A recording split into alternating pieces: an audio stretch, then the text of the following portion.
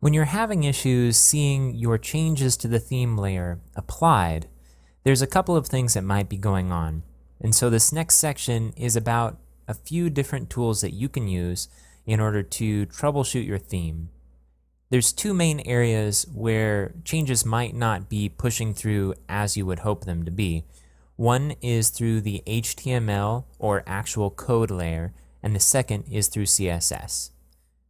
Through the code layer, the changes that you would expect to see have to do with the HTML structure that's being output on the page. With CSS, it has to do with the look and feel of the page. So is a different font size being used than what you had set? Is something a different color than what you had set in a CSS file? So there are a few different things we can check on both counts.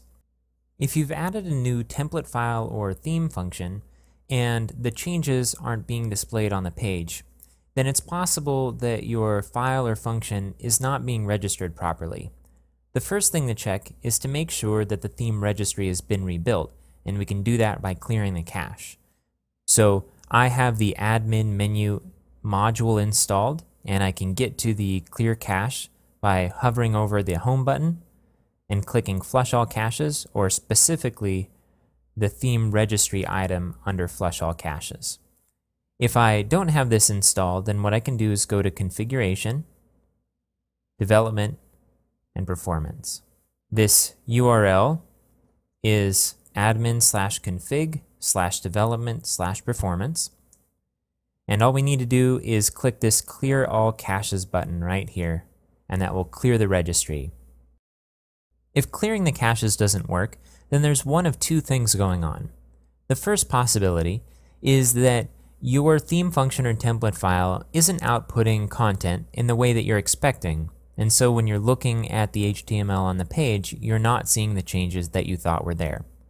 The second, more likely possibility is that the function or file isn't being registered at all, and there's a few different points of failure, potential points of failure when it comes to that. So the first thing to do is to make sure that our template file or theme function is actually being called, and then we can go from there. And the way to do that is by using the theme developer module. And you can learn more about that by looking at some of the previous videos on how to identify where any output comes from on your site. But let's just take a quick look at it in action so you can just see.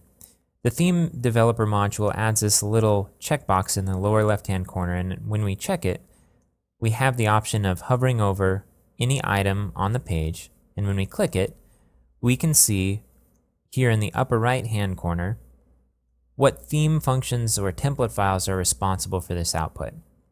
Let's say that I'm trying to override the output of a node using a different node.tpl.php file.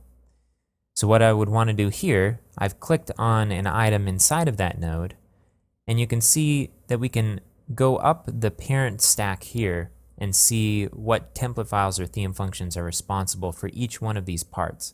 Right now I'm interested in the node, so I'm going to go ahead and click node.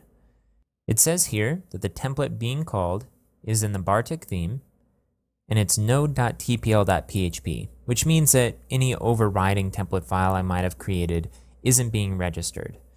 Now, this helps narrow down the range of possibilities. It means that we still need to figure out how to get our template file or theme function registered.